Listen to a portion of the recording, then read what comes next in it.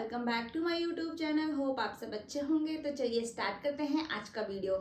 आज का वीडियो है डीएनए रेप्लिकेशन पर। डीएनए रेप्लिकेशन मींस एक डीएनए मॉलिक्यूल से दो डीएनए मॉलिक्यूल बनना कहलाता है DNA replication. Formation of new DNA molecules from the parental DNA molecule की जो एक डीएनए पाया जाता है सेल में, उससे अगर दो डीएनए बन जाएंगे तो उसको हम बोलेंगे डीएनए रेप्लिकेशन। जैसे कि हमें नाम से ही पता चल रहा है रेप्लिकेशन। रेप्लिकेशन मतलब मिरर इमेज। तो डीएनए क्या करता है, अपनी जैसी दो मिरर इमेज बना लेता है। डीएनए रेप्लिकेशन की जरूरत क्यों पड़ती है, कि डीएनए रेप्लिकेशन क्यों पड़ता है, क्यों जरूरत है? जब क्या होता है, सेल डिवीजन होता है, एक सेल से दो सेल बनती है। तो हम जब सेल डिवीजन पढ़ेंगे तब बताएंगे कि डीएनए रेप्लिकेशन जो एस फेज में, मतलब सेल डिवीजन जो होता है उससे पहले की तैयारियों में ही क्या होता है, सेल डिवीजन से पहले की तैयारी में क्या होता है, डीएनए रेप्लिकेशन हो जाता है। क्यों?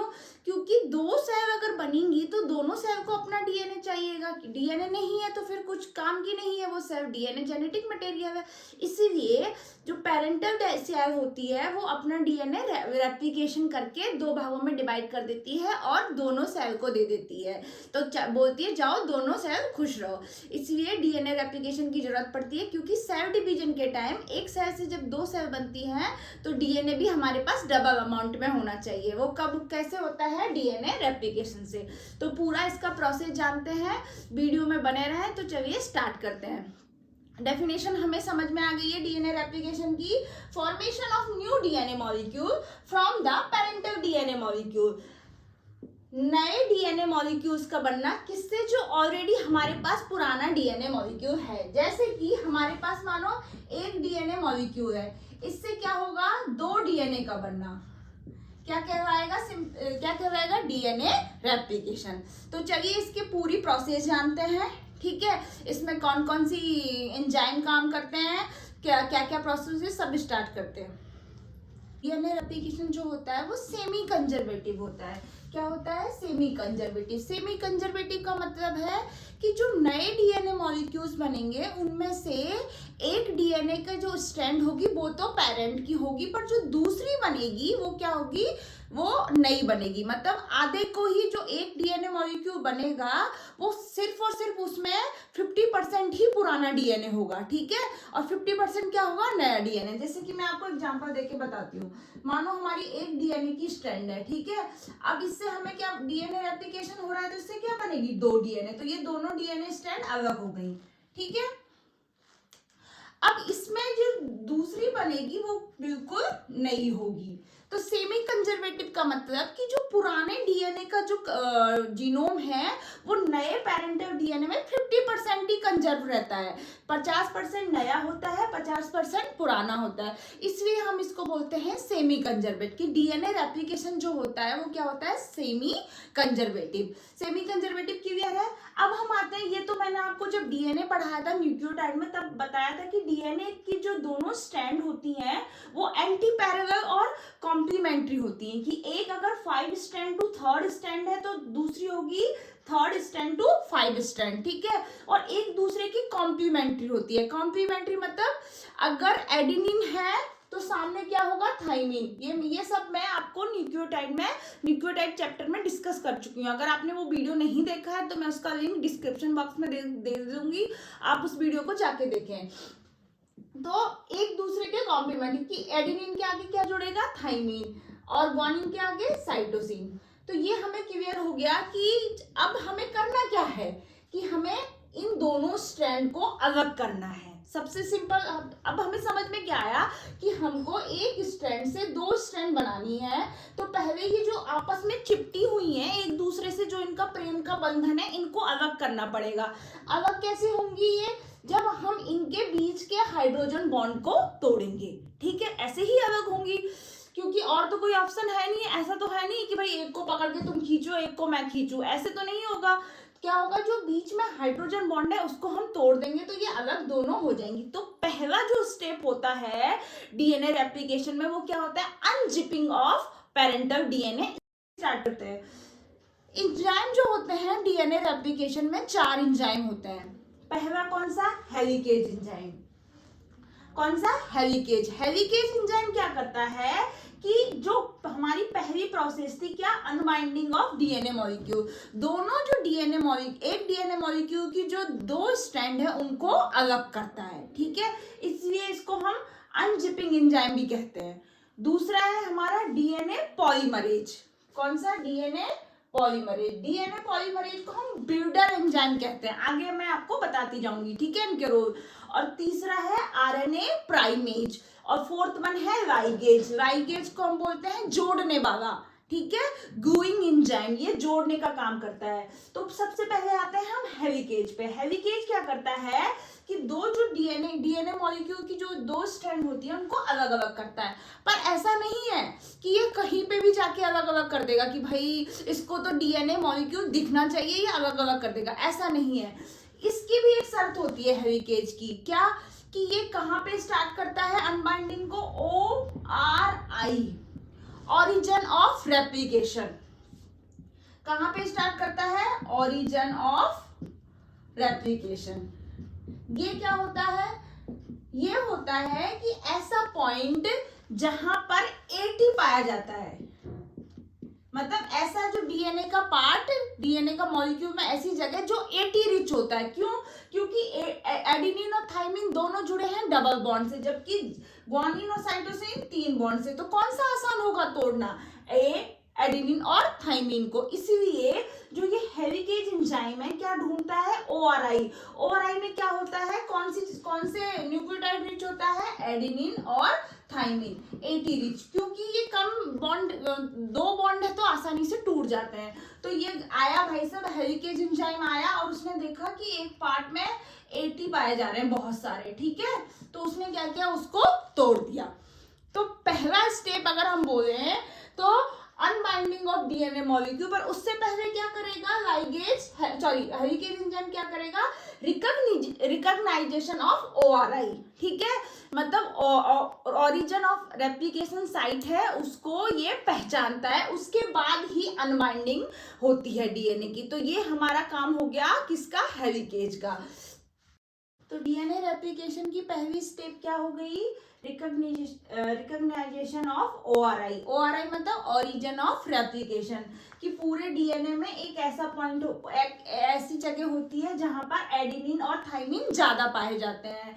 तो जो हेलिकेज एंजाइम होता है, हेलिकेज एंजाइम क्या करता है, ऐसी जगह ढूंढता है, कैसी, जहां पर AT ज्यादा पाए जाते हैं और उसको खोलना स्टार्ट कर देता है। जब ये डीएनए खुलता है तो ये ऐसी शेप बन जाती है जिसको हम बोलते हैं, क्या बोलते हैं, रेप्लिकेशन फॉर्क। क्या बोलते हैं, रेप्लिकेशन फॉर्क। अब ऐसा तो नहीं है हेलिकेज एक साथ पूरा खोल देगा, थोड़ा थोड़ा खोलता है। अब जितना, अगर इतना खुल गया तो इतने में ही दूसरा एंजाइम आता है भागता भागता कि मेरा काम स्टार्ट होने वाला है। कौन सा एंजाइम होता है, डीएनए पॉलीमरेज। डीएनए पॉलीमरेज क्या करता है, न्यू स्ट्रैंड बनाता है, किसकी, डीएनए की। वो बोलता है कि ठीक है, हेलिकेज ने अपना काम कर दिया है, अब मैं आ गया हूं, अब मैं क्या करूंगा, नई स्ट्रैंड बनाऊंगा। अब जैसे इसने शर्त रखी थी हेलिकेज ने कि वो सिर्फ और सिर्फ कहां पे काम करता है, जहां पर एडेनिन और थाइमिन ज्यादा पाए जाते हैं। भाई अब ये तो उसका भी वो है क्योंकि ये तो बना रहा है, ठीक है, तो ये भी अपनी 2 शर्त रखता है। पहली शर्त ये बोलता है कि मैं सिंगल स्ट्रैंड पे काम करूंगा। क्या करूंगा, मुझे काम करने के लिए एक स्ट्रैंड चाहिए। हमने बोला हमारे पास तो एक ही स्ट्रैंड है, आओ और काम करो। उसने बोला नहीं, मेरी एक और शर्त है कि जो मैं काम बनाऊंगा नई स्ट्रैंड, वो कैसी होगी, 5 डायरेक्शन टू 3rd डायरेक्शन। क्या होगी, 5 डायरेक्शन टू 3rd डायरेक्शन। हमने बोला ठीक है, हमारे पास एक है, क्योंकि हमें हम ऐसा क्यों कर रहे हैं, क्योंकि ये एंटी पैरेलल होती हैं। अगर ये 3rd डायरेक्शन है तो ये हमेशा 5 डायरेक्शन होगी, ठीक है। तो हमने बोला ठीक है, हमारे पास एक स्ट्रैंड तो है। तो ये क्या करता है, डीएनए पॉलीमरेज यहाँ पे आके ऐड हो जाता है और स्टार्ट कर देता है नए नए न्यूक्लियोटाइड को। कहाँ से लाता है, सेल से। सेल में न्यूक्लियोटाइड बन रहे हैं और ला के ऐड करते जाता है, तो नई स्ट्रैंड बनती जाती है। अब ये जो स्ट्रैंड है वो कंटिन्यूअस बन रही है क्योंकि ये टूट नहीं रही है, तो इसको हम बोलते हैं लीडिंग स्ट्रैंड। क्या बोलते हैं, लीडिंग स्ट्रैंड, ठीक है। और ये STRND, और ये कैसी होती है, कंटिन्यूअस, टूटी नहीं है ना, एक साथ बनती जा रही है। अब जैसे जैसे खोलता जाएगा ये बनती जाएगी, तो ये कंटिन्यूअस होती है। अब इसकी शर्त तो थी कि अब हमें इसको, ऐसा तो नहीं हम इसको छोड़ सकते हैं, ठीक है। तो अब हम दूसरी इसके पास गए। इसकी क्या शर्त थी? इसकी शर्त थी कि मैं हमेशा जो नई स्टैंड बनाऊंगा वो 5 से स्टार्ट होगी थर्ड डायरेक्शन, मतलब 5 टू थर्ड एंड होगी। हमने बोला ठीक है भाई तू बना, यहां से बना दे चल, ठीक है। यहां से कैसे बना? अपने आप थोड़ी ना 20 से स्टार्ट हो जाएगा। तभी तीसरा एंजाइम आता भागता भागता कि मेरा काम आ गया। तीसरा एंजाइम कौन था हमारा? आरएनए प्राइमरेज।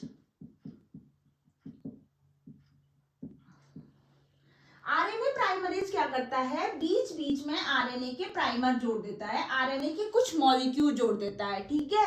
उससे क्या होता है, हमारे ये छोटे छोटे जो हमारा डीएनए पॉलीमरेज के नखरे हैं वो हम सहन कर सकते हैं। तो ये हमारा बन गया अभी 5 टू थर्ड, ठीक है। फिर एक और जोड़ दिया आरएनए प्राइमरेज ने, फिर बन गया हमारा 5 टू थर्ड, क्योंकि इसने तो पहले ही बोल दिया भाई इसकी शर्त तो हमें माननी पड़ेगी क्या कि मैं 5 टू थर्ड डायरेक्शन बनाऊंगा। अब हम देख रहे हैं भाई ये तो बना रहा है, ठीक है, पर ये एक डीएनए स्ट्रैंड नहीं बनी, ये फ्रेगमेंट बन गए। इन फ्रेगमेंट को जो डीएनए पॉलीमरेज बनाता है, इन फ्रेगमेंट को हम क्या बोलते हैं? Okazaki fragment. क्या बोलते हैं? Okazaki fragment. अब ये स्ट्रैंड आप देख रहे हो कंटिन्यूअस नहीं है, मतलब ये बीच बीच में टूटी हुई है, इसको हम बोलते हैं लैगिंग स्ट्रैंड और डिसकंटिन्यूअस, ओके। तो हमको समझ में आ गया कि आरएनए प्राइमर क्या कर रहा है, डीएनए पॉलीमरेज क्या कर रहा है। डीएनए पॉलीमरेज मतलब डीएनए की नई स्ट्रैंड बना रहा है, पर शर्त रख रहा है। क्या शर्त रख रहा है? कि मैं हमेशा जो स्ट्रैंड बनाऊंगा वो 5 से शुरू होगी और थर्ड पे खत्म होगी। तो मतलब दूसरी जो स्ट्रैंड है वो थर्ड से शुरू होनी चाहिए और 5 पे खत्म होनी चाहिए। इस एक स्ट्रैंड के साथ तो हमारा सही था, पर दूसरी के साथ हमारा नहीं बैठा, क्योंकि ये तो एंटी पैरेलल होती हैं, ठीक है। तो इसने क्या किया, डीएनए पॉलीमरेज ने बीच बीच में से बनाना स्टार्ट किया। हेल्प किसने की? आरएनए प्राइमरेज ने। उसने क्या किया? आरएनए प्राइमर के कुछ कुछ मॉलिक्यूल जोड़ दिए, इससे ये स्टार्ट हो गया हमारा नए डीएनए स्ट्रैंड बनना। और ये जो फ्रेगमेंट बने हैं इसको हम बोलते हैं ओकाजाकी फ्रेगमेंट। और इस स्ट्रैंड को क्या बोलते हैं? डिसकंटिन्यूअस, क्योंकि ये टूटी हुई बनी हुई है ना, इसको डिसकंटिन्यूअस और लैगिंग स्ट्रैंड बोलते हैं। तो इन फ्रेगमेंट को हम क्या बोलते हैं? Okazaki fragment. और इस स्ट्रैंड को क्या बोलते हैं? लैगिंग स्ट्रैंड, ठीक है, क्लियर है। अब हमको ऐसे नहीं रखना, हमको न्यू स्ट्रैंड बनानी है। तो हमें क्या करना पड़ेगा? सबसे पहले तो हमें ये आरएनए प्राइमर को हटाना पड़ेगा, ठीक है। उसके बाद हमें क्या करना पड़ेगा? ये जो स्ट्रैंड बनी है, ये जो फ्रेगमेंट बने इनको हमें जोड़ना पड़ेगा। अब कौन सा एंजाइम रह गया लास्ट? भागता भागता आया, अरे रुको रुको मैं भी हूं। कौन? Ligase enzyme. लास्ट वाला कौन सा एंजाइम था हमारा? लाइगेज। मैंने आपको पहले ही बताया था कि इसको ग्लूइंग एंजाइम बोलते हैं, मतलब ये जोड़ने का काम करता है।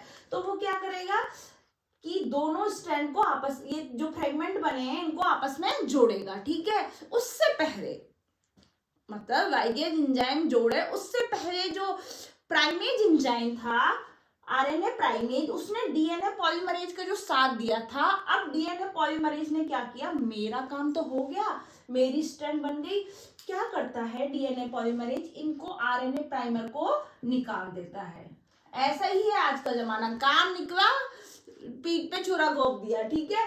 बेचारा आरएनए प्राइमेज ने तो इसकी हेल्प की थी कि तू बना ले भाई, तेरी तो शर्त के अकॉर्डिंग, क्योंकि तू थर्ड स्ट्रैंड से 5 बना रहा है तो मैं तेरी हेल्प करूंगा।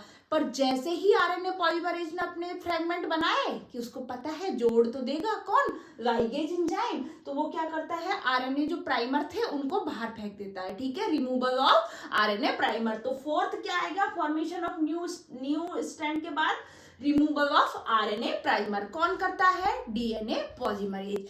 उसके बाद क्या होगा हमारा? आरएनए प्राइमर निकल गया, उसके बाद आपस में जुड़ जाएंगी। कौन जोड़ेगा इन स्ट्रैंड को? कौन जोड़ेगा इन स्ट्रैंड को? Ligase enzyme. तो ये स्ट्रैंड कंटिन्यू बन गई, दूसरी स्ट्रैंड हमारी। तो ऐसे ऐसे चलता रहता है। जब पूरा हमारा डीएनए मॉलिक्यूल का हो जाएगा तो एक डीएनए स्ट्रैंड से, मतलब एक डीएनए मॉलिक्यूल से क्या हो जाता है? 2 डीएनए मॉलिक्यूल। एक बार हम शॉर्ट में और रिवाइज कर देते हैं, आपको कहीं कहीं कंफ्यूजन। हाँ, एक और चीज, जब ये न्यू स्ट्रैंड बनाता है डीएनए पॉलीमरेज, तब ये देखता भी रहता है ठीक है, प्रूफ रीडिंग बोलते हैं उसको, प्रूफ रीडिंग, कि मैं सही तो बना रहा हूँ, चेक करता रहता है कि ए के सामने टी है, जी के सामने सी है, सी के सामने जी है, तो ये प्रूफ रीडिंग भी करता रहता है। तो थर्ड के बाद फोर्थ आती है removal of RNA primer, fifth आएगी कौन सी, प्रूफ रीडिंग। चलिए मैं आपको लिख देती हूँ। उसके बाद क्या होगा last, formation of 2 new DNA molecule.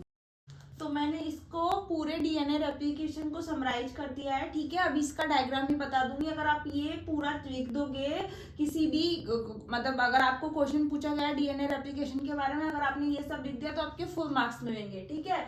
तो पहले डेफिनेशन लिखनी है डीएनए रेप्लिकेशन की, क्या, formation of new DNA molecules from the parental DNA molecule. Simple, एक डीएनए मॉलिक्यूल जो पेरेंटल है उससे 2 न्यू डीएनए मॉलिक्यूल्स का बनना क्या कहलाता है, रेप्लिकेशन, ठीक है। रेप्लिकेशन में कितनी स्टेप है, 6 स्टेप है। क्या क्या है, पहली रिकॉग्नाइजेशन ऑफ ओआरआई, ओआरआई मतलब ओरिजिन ऑफ रेप्लिकेशन। कौन रिकॉग्नाइज करता है इसको, कौन सा एंजाइम, हेलिकेज। सारे एंजाइम के मैंने आपको रोल भी बताया है। हेलिकेज एंजाइम क्या करता है, रिकॉग्नाइज करता है किसको, ओआरआई को। उसके बाद जैसे ही ओआरआई को उसने रिकॉग्नाइज किया, उसके बाद उसको अनबाइंडिंग करना स्टार्ट कर देता है, ठीक है, खोलना स्टार्ट कर देता है। पता चल गया यहाँ पे, तो इसने खोलना स्टार्ट कर दिया, ऐसा पॉइंट बन जाएगा। पहली और दूसरी स्टेप के बाद इसको हम बोलते हैं रेप्लिकेशन फोर्क। फोर्क होता है ना कांटा, बाइसेप का, तो इसको हम बोलते हैं रेप्लिकेशन फोर्क, ठीक है। उसके बाद तीसरा क्या होता है, नई स्ट्रैंड बनती है, ठीक है। कौन बनाता है, कौन बनाता है, डीएनए पॉलीमरेज। तो एक जो स्ट्रैंड होती है वो तो कंटिन्यूअस बनती है और एक छोटे छोटे फ्रेगमेंट में बनती है। जो कंटिन्यूअस बनती है उसको लीडिंग स्ट्रैंड बोलते हैं, और जो फ्रेगमेंट में बनती है उसको लैगिंग स्ट्रैंड बोलते हैं, ठीक है। और उन फ्रेगमेंट को हम क्या बोलते हैं, ओकाजाकी फ्रेगमेंट। क्या बोलते हैं, ओकाजाकी फ्रेगमेंट। कौन करता है, डीएनए पॉलीमरेज, ठीक है। जब ओकाजाकी फ्रेगमेंट बनते हैं उस जगह पर कैसे स्टार्ट होती है प्रोसेस, ऐसा नहीं है कहीं पे भी स्टार्ट होता है। कौन करता है हेल्प, यहाँ पे आरएनए प्राइमरेज,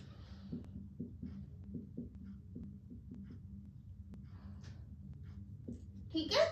चारों एंजाइम का रोल बता दिए। फोर्थ एंजाइम आरएनए प्राइमेज क्या करता है, प्राइमरी ओकाजाकी फ्रेगमेंट, जहां पर ओकाजाकी फ्रेगमेंट होते हैं उससे उसको उनको बनने में हेल्प करता है। उसके बाद आते हैं, जैसे ही बन गए दोनों स्ट्रैंड, उसके बाद क्या करता है आरएनए पॉलीमरेज, उन आरएनए प्राइमर के जो छोटे छोटे जुड़े थे आरएनए प्राइमर उनको हटा देता है, ठीक है। उसके बाद ये साथ साथ में ये भी देखता रहता है आरएनए पॉलीमरेज की सही जो बन रहा है कि कुछ गलत तो नहीं होगा, उसको रिपेयर करता रहता है। तो फिफ्थ स्टेप पे कौन सी, प्रूफ रीडिंग और डीएनए रिपेयर। उसके बाद लास्ट में कौन सा एंजाइम रह गया, लाइगेज एंजाइम, ठीक है। लाइगेज एंजाइम क्या करता है, जो स्ट्रैंड जो हमारी बनी थी डिसकंटिन्यूअस, कौन सी, लैगिंग स्ट्रैंड, उनको आपस में जोड़ के पूरी स्ट्रैंड बना देता है, ठीक है। तो 4 एंजाइम है, 6 स्टेप है, ओके। तो ये सिंपल सा मैंने रेप्लिकेशन, बहुत कंफ्यूजन रहता है इसमें सबको, ठीक है। तो मैंने आपको सिंपल लैंग्वेज में बता दिया है। आप चाहे इसमें कोई भी कंफ्यूजन हो तो मुझे कमेंट बॉक्स में बताएं। और मैं आपको इसका डीएनए रेप्लिकेशन में एक पेरेंटल डीएनए था हमारा, ठीक है, उससे हमने 2 न्यू डीएनए बना दिए। ये सेमी कंजर्वेटिव होता है। सेमी कंजर्वेटिव मतलब इसका जो 50 नया डीएनए बनता है उसमें पुराने डीएनए का 50% ही होता है। जो 50% होता है वो नया बनता है, 50% पुराना होता है, ठीक है। अब 50% नया कैसे बनता है, ये मैंने आपको पूरी प्रोसेस बता दी। एक जो स्ट्रैंड होती है वो कंटिन्यूअस बनती है जिसको हम बोलते हैं लीडिंग स्ट्रैंड, और दूसरी स्ट्रैंड होती है वो डिसकंटिन्यूअस बनती है। किसकी सहायता से, आरएनए प्राइमर की सहायता से, क्योंकि डीएनए पॉलीमरेज जो होता है हमेशा जो स्ट्रैंड बनाता है वो 5 डायरेक्शन टू 3rd डायरेक्शन बनाता है, इसलिए जो दूसरी स्ट्रैंड होती है वो डिसकंटिन्यूअस बनती है। इसको बोलते हैं लैगिंग, मतलब इसमें लैग कर रही है, बोलते हैं ना तुम्हारे जब तुम लोग पबजी खेलते हो लैग कर रहा है, लैग कर रहा है, मतलब ये आधी आधी बीच में टूटी हुई है। बाद में इसको पूरा जोड़ने का काम कौन करता है, डीएनए लाइगेज। तो इस तरीके से एक डीएनए मॉलिक्यूल से 2 डीएनए मॉलिक्यूल बन जाते हैं। तो मैंने आपको डीएनए रेप्लिकेशन बता दिया है। अगर कोई भी कंफ्यूजन हो तो मुझे कमेंट बॉक्स में जरूर बताएं। और अगर आपको मेरा वीडियो पसंद आया है तो इसको ज़्यादा से ज़्यादा लाइक करें और शेयर करें। चैनल को सब्सक्राइब करना ना भूलें। Thank you so much.